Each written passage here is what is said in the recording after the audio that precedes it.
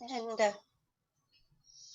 right, so good afternoon, everybody, and thank you for joining us as part of our Lowell Reads program this year. We're very excited to partner with UMass Lowell for this opportunity and to let people know what the university is offering in terms of leadership. I am not going to take too much more thunder. I'm going to turn it over to Dr. Kimberly Merriman to lead us in our session today. Thank you. thank you very much, Bridget. Hello, everyone. Glad to see you. And I want to start out before we jump right into our session, just giving a nod to the other events taking place at the library this week. It's their annual Lowell Reads Week, and we have an alum from UMass Lowell from the Leadership and Education doctoral program whose book is being highlighted. She'll be on an author and panel talk, and there's some other great events too. I'll be at the Monday night, November 7th event, so come on out if you like. The website of the library has more detail. Now, today's session, here's what we're talking about: emotional intelligence, you know that. And I'll spend about 30 minutes talking about it. If you have a quick question, go ahead and ask, put it in the chat box or join. I'm looking at the chat box now. Oh, thank you for the nice messages, those of you that chimed in. So feel free to ask a short question, and I'm leaving plenty of time at the end for us to have Q&A for you to practice. Or for you to get out, and you'll see one thing I'm going to suggest: even though it's raining today, experience a little nature. So that's our plan. The three things that we're going to talk about to boost your emotional intelligence, before we can get into that, you need the broad definition of emotional intelligence. So that's the ability to recognize and understand emotions in yourself and others, and your ability to use this awareness to manage your behavior and relationships with others. So I've bolded and underlined you, yourself, your behavior. That's what we're focusing on today. Emotional intelligence is a big topic, and we want to narrow it down to some bite-sized pieces. I think the topic is especially timely right now, but before I get into why, let me first help flesh out the definition a little more by showing you an example of what it is not. So here we have John McEnroe, tennis superstar from the 1980s, and notorious for emotional. Bridget is smiling; she recognizes him for sure. So definitely notorious for emotional outbursts on the court in public. And my favorite here is the picture down in the left-hand corner. Oh, here, I put my mouse on the right screen so you can see it. Where he's not content just throwing his racket, he's now going to use his foot to physically break it in two. So that is not emotional intelligence, but it is nonetheless a good theme for the title of this webinar that we're doing: Don't Throw Your Racket. Now, I don't want to offend anyone, but I'm thinking the pandemic has turned us all into McEnroes to some extent. And here's why. There's a new study that's been published. The Lowell Sun a few days ago had an article about it as well, but I've linked the academic full research study here to this slide. And what it looked at was personality, which tends to change very slowly, but it looked at it pre-COVID and then during later in COVID, during it towards the end. And what it found was this decline in extroversion, in openness, in agreeableness, and conscientiousness, a decline that is equivalent to about 1 decade of change compressed. And for emotional intelligence purposes, these personality dimensions are correlated with emotional intelligence. So it would appear that as a society here in the US and probably beyond, our emotional intelligence level has declined during the pandemic. So we all need a boost. For leaders, you especially need a boost. Why? It influences who leads. Research shows that it can influence whether others see you as a leader, whether you're chosen as a leader, and whether you're even effective as a leader. So who are these leaders we're talking about? The CEOs of organizations, right? Okay, for sure. But we're really talking about all of us because we all have these leadership moments every day where we can choose to act as a leader or not. And if we have a boost in emotional intelligence, we're going to be more apt to step up and say yes.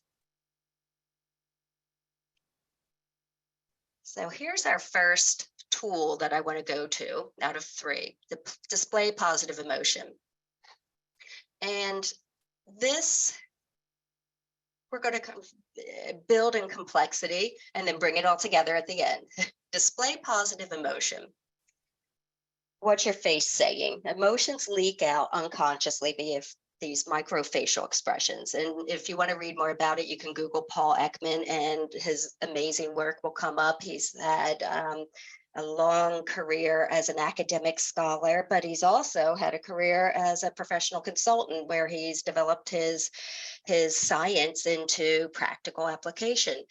And what I find is, though, you don't have to be an expert on reading these facial expressions to know what they're signaling. So my undergrad students in my leadership class are really quick to recognize these flashes of micro expressions, and I mean quick flashes when they're shown in class. They get these universal signals without a lot of training. It seems intuitive, and what we don't realize is that's what we're communicating. So I ask you, what are your micro expressions conveying? And take a look so you can be more cognizant, more aware of what they're conveying. I want to look at each one briefly, skipping over anger for a moment, because then we'll double back to anger. I feel like that one is worth focusing on more closely because I think it's most common and relevant for leadership, and I think it's most common and relevant in the workplace.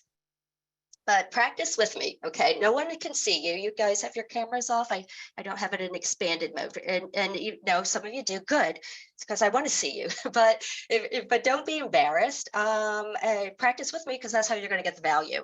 And let me make sure as I expand the photos, I don't block what I'm seeing. Okay, so let's start with contempt. It's a bilateral lip raise. That's a universal tell, and it's what we do. Contempt is this feeling of superiority you have over someone else, let's say. Bilateral lip raise is one side goes up. So when you try to do that intentionally, it's hard.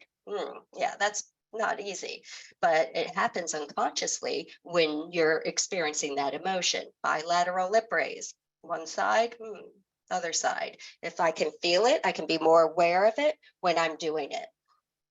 And then can adjust my facial cues accordingly, right? To be more productive in the situation. Disgust. You've just smelled some sour milk. What happens?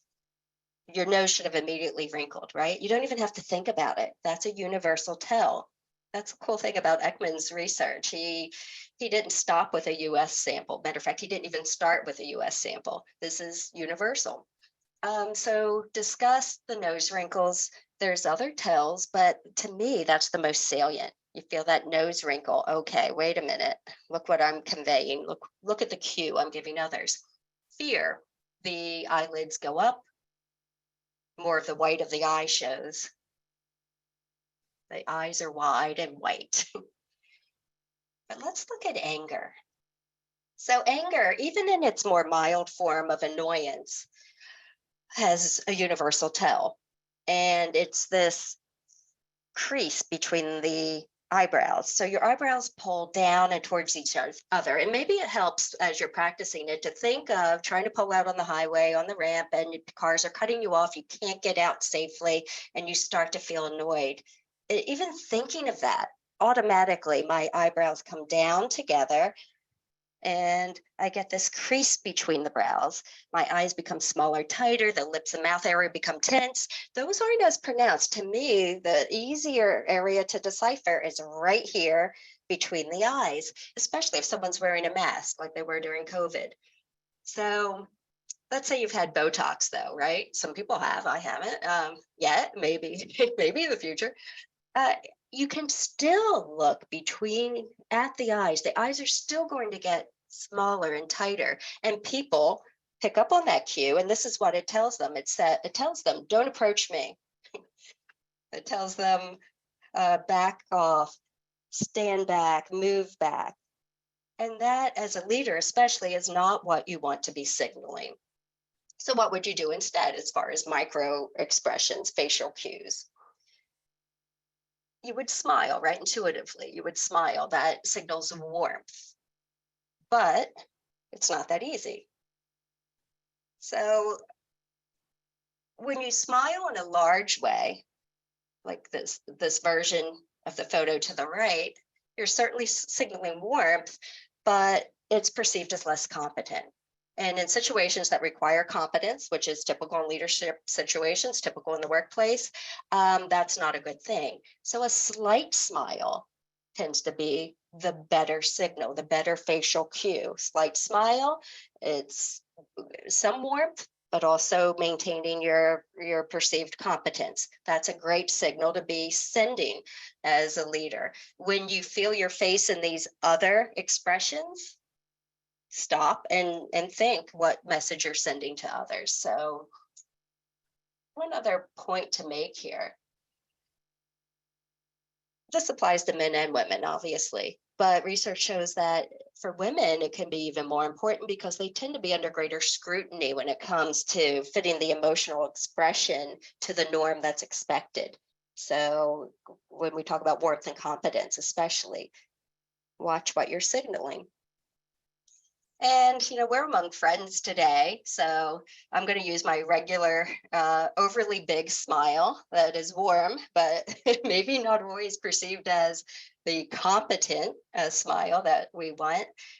So, of course, you're not going to self-regulate, monitor your expression, and be anything but authentic. But you do need to be conscious of the message you're unintentionally giving. So the key takeaway from here is awareness of the emotional cues your face displays, the micro expressions, will help you more consistently display productive, positive emotion.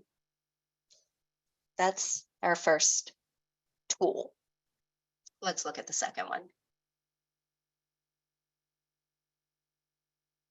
And I scared everyone with questions. Good. No, not good. You can have short questions along the way. So, step 2. Sorry, my mouse was stuck. Conquering emotional hijacking. What we just went over assumes you're in this moderate zone of emotion, right? That it's something that you can control. I just admitted an attendee, by the way. Yeah. That it's something you can control because it's moderate, it's controllable once you're aware of it. So it's about awareness. However, there's times when it's about more than awareness, when it's about the potential for your emotions to be triggered to a point where your thoughts, feelings, and behaviors become controlled by emotion. We call it emotional hijacking. Your amygdala releases hormones to help you go into fight or flee mode. Wait a minute, that doesn't sound leader-like. We don't want that, right? Of course not. Regulating your emotions means responding in a more productive way. But when you're less when your regulatory energy is depleted, you're less able to do that. And why would your regulatory energy be depleted? Because showing an emotion that's not consistent with what you're feeling creates emotional labor. It takes energy. It's cognitive dissonance, and that takes effort to maintain. The more intense the triggered emotion, the greater the self-regulatory energy spent to avoid an emotional hijacking. So what do you do, right? You're still wanting to keep your emotions in the productive zone. You don't want to be hijacked. So rather than muscle through regulation of your emotions, there's 2 things that I'm recommending. Reduce effort needed to self-regulate by taking a preemptive response. Let's focus on that first. So to take a preemptive response, you first need to maybe identify your emotional triggers so you know they're coming. So you know what pushes your buttons And that removes the element of surprise. It allows you to preemptively act because you know what follows this trigger. How do you identify that trigger? You think back over the next few or past few weeks. And when did you feel annoyed? When did you feel maybe even angry? And what was in the context that triggered that? And it does take reflection. We don't often isolate those factors in the context that triggered our strong emotion. But if we reflect back, we can usually see a pattern. So I'll tell you a universal trigger, usually something involving time. And it can be where your time is feeling pressured or wasted or taken from you. It can manifest in different ways. A meeting that runs too long, you're stuck in traffic and it's keeping you from staying on schedule. And I'll share a recent example I had. I went to a real estate office to pick up a key to look at a condo. I'd made an appointment. I navigated wicked traffic through the city, got there, and there was no key to be had. They couldn't find the key. And that I knew that was a trigger. I could feel the emotions escalating. So what do? Before the emotion escalates to a point where it takes a lot of self-regulatory energy to tamp it down, you physically distance yourself from the trigger. That would be one go-to automatic autopilot response. You go out to the restroom, you come back, even a brief physical departure gives you time to even out the emotion that was triggered. Now, sometimes you can't physically leave the context or you don't want to. So you could psychologically distance yourself from the trigger by envisioning a frame around the situation as if you're viewing a picture. And that sounds kind of trivial, right?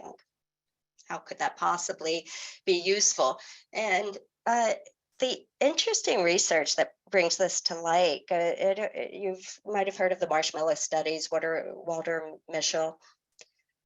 The studies he did looked at young kids, little kids, ability to delay gratification, their self-control when they were faced with a treat that they could have now versus more later.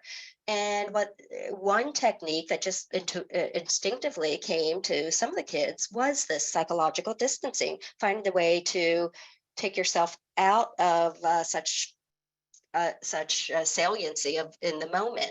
So that works. Solving a math problem in your head. Okay, let's see if this would work. It activates rational thinking. So I want you to calculate 3 times 2 divided by 5 squared. And I bet right now your mind is full of nothing but that calculation, right? It's not, there's no emotion. There's probably no even other thought going on because it takes the energy that it takes up too much space in your brain, right? It shifts your brain to a different area. Now, another autopilot go-to way could be envision the humor in the situation. Dilbert is my go-to reference for envisioning humor, but you could go watch reruns of The Office. Great scenes there that you can lock into your mind so you can easily envision the humor in the situation that you're in. All of these are autopilot ways that don't take a lot of reflection or energy to respond with. If you see the trigger coming, you respond with these one of these automatic ways. You're going to be able to self-regulate without using as much energy. I added a last way because this is what I actually did in the real estate office. Empathy, perspective taking.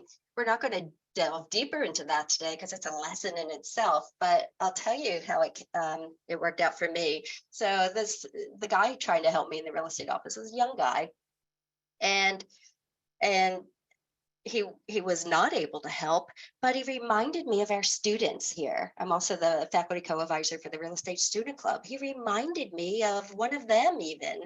And I thought, how can I be mad at this person? I could understand where he was coming from. I know how hard our students work. I know how responsible they try to be. And usually 99% of the time are. So by having that perspective, I was able to not have to wrestle with that escalating emotion. I was able to tell myself a perspective that tamped it down. And that's what you want, because then your self-regulatory energy is preserved.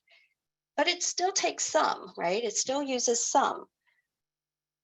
Now, to keep it stoked throughout the day, you can address self-regulatory depletion by restoring your psychological vitality. And here's an area that I'm particularly passionate about now. And Nabee's on the line, and he's going to be working on this research with me. I'm working on it with some other wonderful student scholars.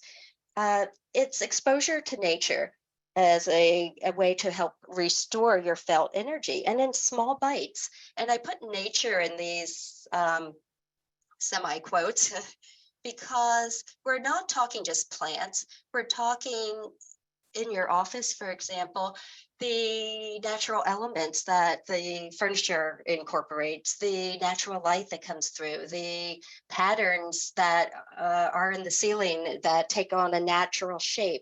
All of these research shows make a difference. We're innately in tune to that, and it's good for our well-being. And I'm testing it in terms of not just job appeal, office appeal, but in terms of how it affects your vitality. And it matters. So I don't know if you all recognize this building. Give me a second. I'm testing you. The new Lowell Justice Center, right in town. It's over in the Hamilton Canal District. Beautiful building. They've incorporated elements of biophilic design, which is, elements of nature. You can see it here in their lobby. Nicely done.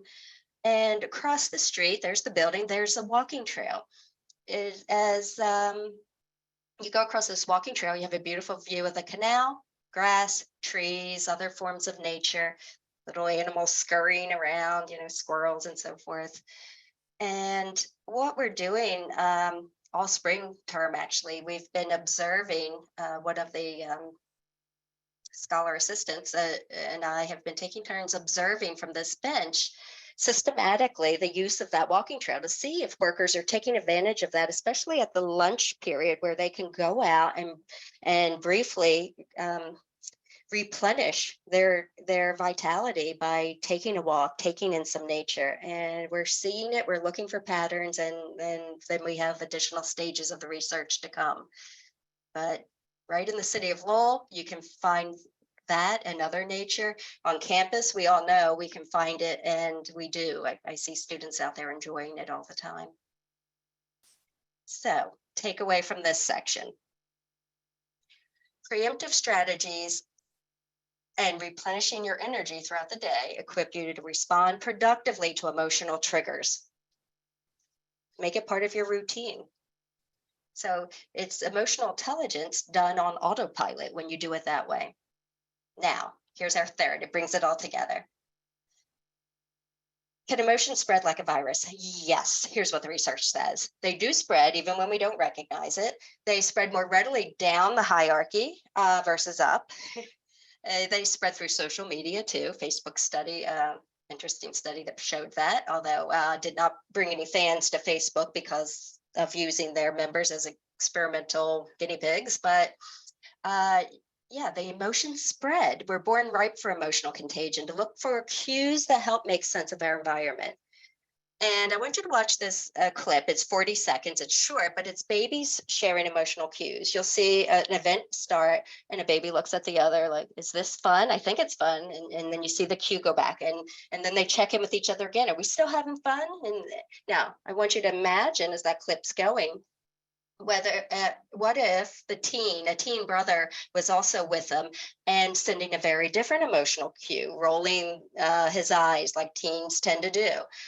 You can imagine a different sequence of emotional contagion. So take a look. You're going to like this, I think. Alrighty. Oh, let me give you a little computer sound too. Boom. August 6th. Is that right? Yeah. August 6th, 2012. Daddy's gonna play them a little song while they're eating their peas. You guys ready?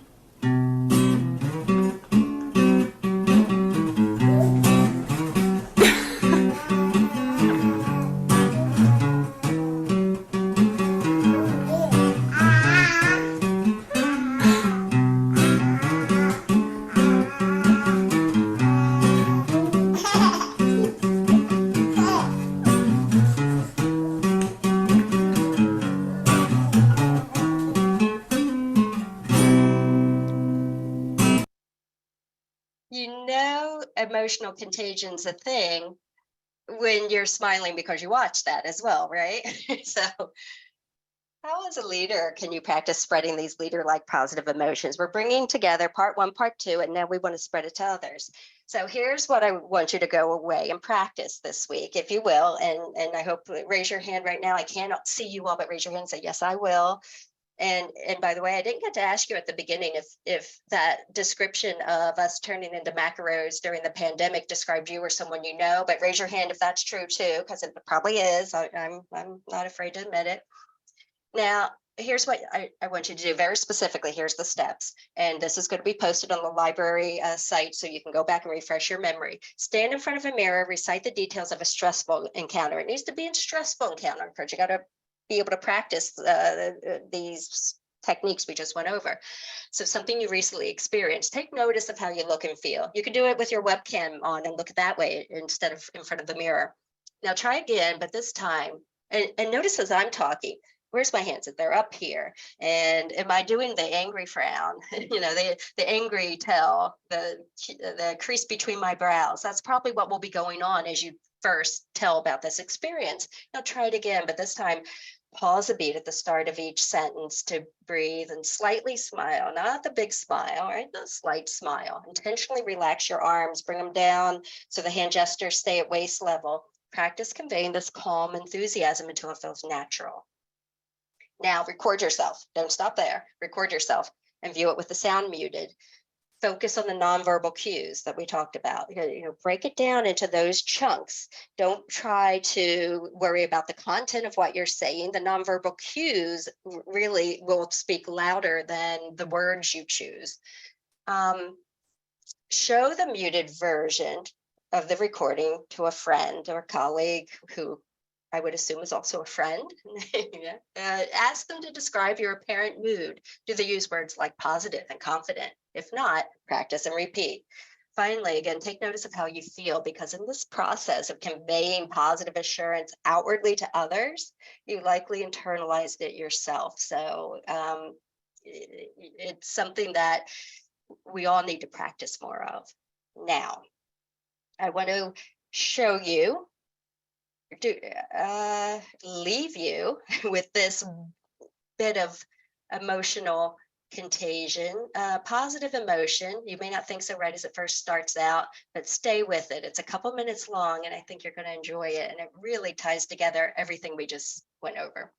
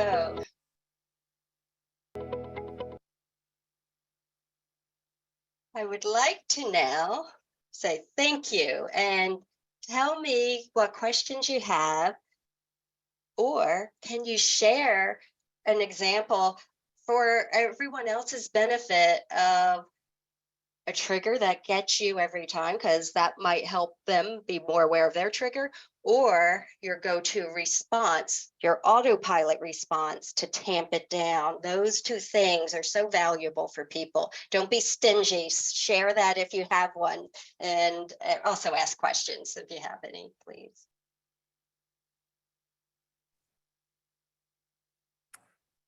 Kim, this is Jackie. So I just wanted to say thank you so much for this today. I will share, I don't have a resolution to this by any means, but one of the funniest things that happened to me regarding emotional intelligence actually was some feedback from a former director who everyone, and not at UML, I should preface that, everyone around us knew that this person was a little bit, she wasn't the best leader, let's say. And in one of my reviews, she in fact told me that I lacked emotional intelligence. And I didn't even know she knew what the phrase meant, because everyone thought she lacked it herself. And I was just flabbergasted. So like you said, sometimes those emotions come from the top down. What are your recommendations for when you know that you're perhaps in an environment where perhaps leadership, it doesn't have that self-regulating capacity? How do you make it through that? So I always look to the research, and it's not just because I'm a scholar, maybe it is because of that, but I want empirical evidence. I came from industry before I came to academia, and making decisions with empirical evidence makes sense to me. And here's what the research says, that the quality of the leader-member exchange relationship, that's the terminology they use, but the quality of your relationship with your leader is affected by a lot by what the leader does, of course, but it's also influenced heavily by the emotional intelligence of the employee, of the worker, of the member that's being led. And not that you should have to carry the burden to make this relationship a good one, but when the other end of that relationship is not able to, your emotional intelligence can find a way to make that relationship better. What happens sometimes, though, is we don't have the energy ourselves to bring to managing that kind of relationship, and we leave and we find a better setting, right? And I suspect that's what happened with you, Jackie, and we got you, right? I mean, no, I don't want to put words in your mouth, but so good for us, but loss for them. But your emotional intelligence, whether you're a leader or not, can take you far. And really, I consider that informal leadership, when you bring your emotional intelligence to the table, to the situation, and attempt to influence it into a productive direction. That's leadership. You don't need the title. And most of the leadership I see go on is done without the title. And I love that. Thanks for that question, Jackie. Anyone else? And remember, if we leave here now, you're not off the hook. You have to go and absorb some nature, just 3 minutes of it, okay? You see a little nature behind me. I make sure it's always there, and that will help replenish your vitality, your psychological vitality. And you have to start practicing, if not today, this week, that exercise I left you with. Kim, I just wanted to chime in and say that I think this is really helpful. And as you were going through the presentation, it links a lot to sort of like outside the work environment as well. So I'm thinking even relationships with like family or friends, or if you have a fight with a significant other, or even being a parent, it's like kind of stepping back in those relationships and just like taking a moment to figure out like, how can I process this? How can I move forward? So I'm just thinking like, having a baby or like all these other things, like a lot of these processes and trying to train yourself, I guess, sort of how to think and manage your emotions a bit better, is just really helpful in a lot of different aspects of life. So I really appreciated this presentation. Thanks for saying that, Holly. And everyone that knows Holly knows this, no surprise. But for those of you that don't, she's a fantastic leader formally at the university and informally in everything she does. So, Holly, thank you for bringing that up. And I couldn't agree more that this carries right out of the workplace to home to all of your interactions. And as a parent, you're leading, right? I mean, you're the one at the top of the hierarchy with those little ones. So definitely in that situation too. Thank you. Thank you. Thank you all for being here. And I'm going to turn it to Bridget. I'm going to put Bridget on the spot and ask her to share something and that she thinks is good and relevant that we should go away with, and let her have the last word on this. If that, and thank you for the comments in the chat box too. Thank you, Suzanne, and others that have mentioned hello, and thank you. I appreciate that. But Bridget, I'll give you the floor. Well, and the spotlight and the pressure, yeah, all of that. Thanks. No, I mean, I think that this is a really good practice. I don't want to scare off Holly, but I just remember I was telling my youngest child about when her older sister was a terror and just wouldn't stop crying for 5 hours. And I was in it. And it was like a vortex of like, I cannot make this baby happy. And my husband came home, and honestly, it was physically like walking into a different room where like I had instant clarity, and I was like, I have something new to try. And so I found that a lot of times reacting in a moment doesn't really benefit yourself, the person you're interacting with, the problem, and kind of I have a instant internal dialogue that instantly has the answer to come back and to kind of engage and to potentially escalate the problem. And a lot of times what's internally happening doesn't externally come out of my mouth. And I was laughing a little bit earlier because I've been watching Lie to Me, which is the picture of the guy's micro expressions and being like really interested in seeing how you read people.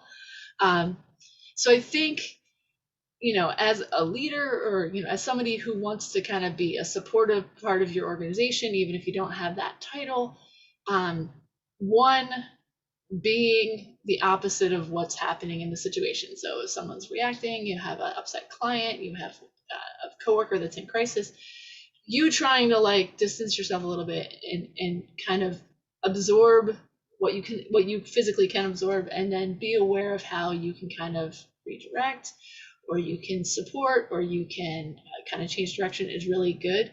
And I feel like in the last 20 years, when I was in my 20s, I worked with kids, and it was a lot of like calming them down. And you kind of get used to like, I have to fix the problem. You can't always fix the problem, but you can be kind of calm and reflective. And I think that's really good for us to consider. And as women, we're kind of seen as emotional in general. And I think that's good. We can see people who are in crisis a little bit better. We can many times empathize with people and kind of put ourselves in their situation and kind of figure out how to work productively. So I think having the whole team be aware of the importance of emotional intelligence and acknowledging emotions and potentially redirecting emotions is a benefit. So that's my thoughts on the process. Thank you for ending us up with your contribution. I appreciate that. And thank you for recording this and posting it for those that want to rewatch or share it with others. And thank you all for coming. I enjoy these kind of things. I told Bridget this when we first logged on. This is the fun part of the job. So thanks for being here, you all. Enjoy the rest of your lunch. Thank you all. And if you want to come to any of the future events, or you want to read the book that was selected, feel free to come to the library or borrow it from your other local library through interlibrary loan. Excellent.